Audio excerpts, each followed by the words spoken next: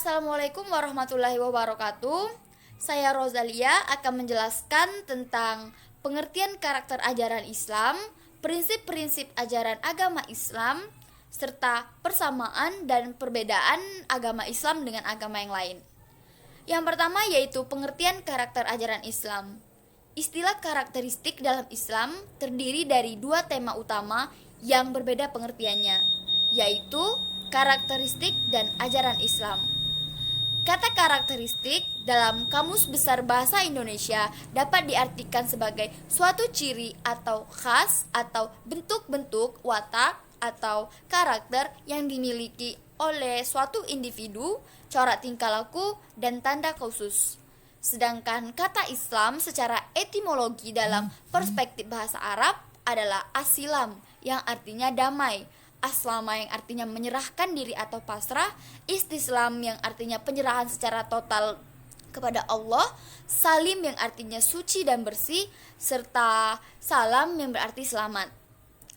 Kata Islam secara terminologi dapat diartikan sebagai pesan bahwa umat Islam hendaknya cinta damai, pasrah kepada ketentuan Allah Subhanahu wa taala, bersih dan suci dari perbuatan nista, serta dijamin selamat dunia dan akhirat jika melaksanakan risalah Islam. Dari beberapa pengertian tersebut dapat disimpulkan bahwa karakteristik agama Islam adalah suatu watak atau karakter yang dimiliki oleh setiap umat muslim dengan berpedoman kepada Al-Quran dan Al-Hadis dalam berbagai ilmu pengetahuan dan kehidupan manusia dalam bidang agama, muamalah atau kemanusiaan, ekonomi, sosial, politik, pendidikan, kesehatan, pekerjaan, lingkungan hidup, dan disiplin ilmu. Dengan banyaknya bidang-bidang keilmuan tersebut, diperlukan kepada umat muslim untuk memahami secara mendalam ajaran Islam yang senantiasa membawa umat manusia dalam kehidupan yang cinta damai dan sejahtera. Lalu kemudian prinsip-prinsip ajaran agama Islam. Yang pertama yaitu prinsip tauhid atau monoteisme. Dalam Islam, semua manusia yang terlahir ke dunia ini dalam keadaan bertauhid dan fitrah. Kepercayaan kepada Tuhan karenanya merupakan hal yang alami, sehingga manusia disebut sebagai homo religius. Kemudian yang kedua yaitu prinsip peribadatan yang indah, dinamis, dan natural. Bentuk peribadatan umat Islam yang indah, dinamis, dan natural menunjukkan kepada dunia bahwa Islam merupakan agama yang bebas dalam menjalankan peribadatan. Bahkan, semua orang tidak bisa mencampuri urusan ibadah orang lain. Artinya, amalan ibadah yang diperbuat sesuai ketaatan masing-masing dalam melaksanakan ibadah atau amaluna amalukum. Kemudian yang ketiga yaitu prinsip muamalat. Muamalah adalah bagian dari hukum Islam yang mengatur hubungan antara dua pihak atau lebih dalam suatu transaksi. Dari pengertian ini, ada dua hal yang menjadi ruang lingkup dari muamalah.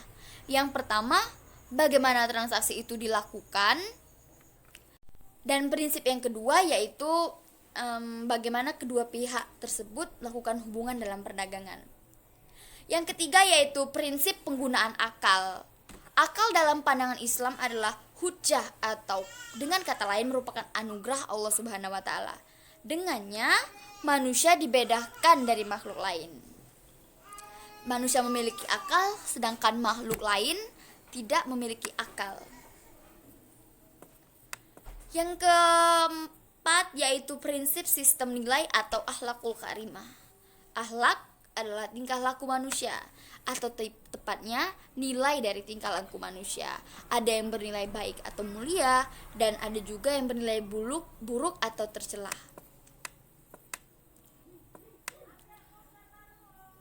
Lalu kemudian prinsip kebersihan jiwa dan raga.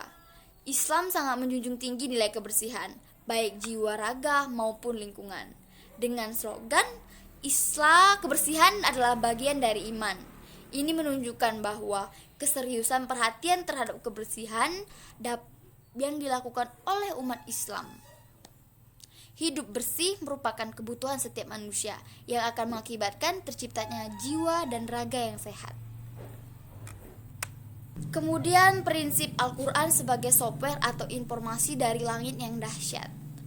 Sebagai wahyu yang dipandang begitu bernilai, Al-Quran dengan tingkat sakralitasnya telah menghadirkan pemahaman tanpa batas. Pemahaman ini bisa dilacak berdasarkan sejumlah peristiwa yang berkembang dalam konteks sosial masyarakat, dan konteks tersebut tampaknya begitu terikat dengan tanda-tanda empiris seperti manusia terkadang siap menerima sesuatu yang dimiliki kebenaran atau tasdik, atau terkadang siap menolak sebagai kepalsuan atau tahdid.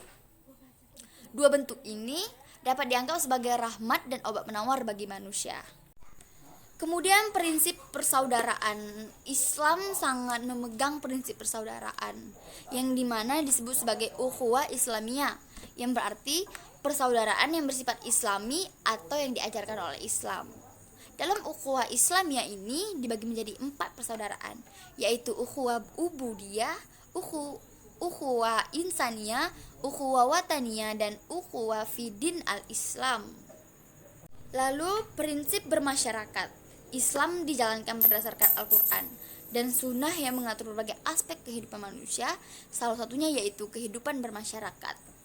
Masyarakat yang merupakan perkumpulan dari berbagai individu memiliki nilai manajemen, artinya tidak dapat secara spontan individu mengarah pada satu arah, aturan atau budaya di masyarakat. Namun Al-Quran dan sunnah telah mengatur hal tersebut, sehingga dengan sendirinya individu membentuk masyarakat yang beriman dan bertakwa kepada Allah Subhanahu wa taala. Lalu prinsip membela kebenaran tanpa membedakan warna kulit.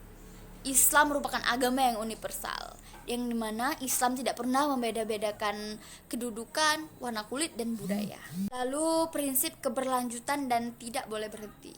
Keberlanjutan merupakan sebuah prinsip ajaran Islam yang mendasar, yang wajib dijalankan oleh seluruh umat. Umat harus menjalankan agama semaksimal mungkin agar menjadi agama pemersatu yang menghasilkan kesejahteraan bagi seluruh umat. Lalu agama dijalankan dengan baik berdasarkan Al-Quran untuk mencapai ridho Allah Subhanahu wa taala. Lalu yang terakhir yaitu prinsip berserah diri kepada Allah Subhanahu wa taala. Kita sebagai manusia hendaknya selalu berserah diri kepada Allah Subhanahu wa taala. Sikap berserah diri ini dapat ditunjukkan dalam hidup dengan hanya mengandalkan Allah Subhanahu wa taala dalam setiap hal, di mana saja, kapan saja. Kemampuan berserah diri merupakan satu keberuntungan tersendiri bagi manusia. Hal ini juga menjadi kebahagiaan tersendiri bagi yang menjalaninya.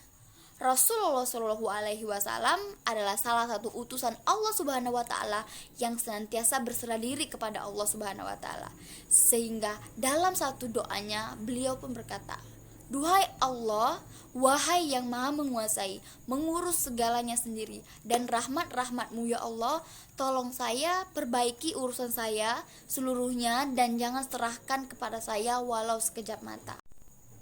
Materi yang selanjutnya, persamaan agama Islam dengan agama yang lainnya. Agama Islam memiliki kesamaan dengan agama yang lainnya.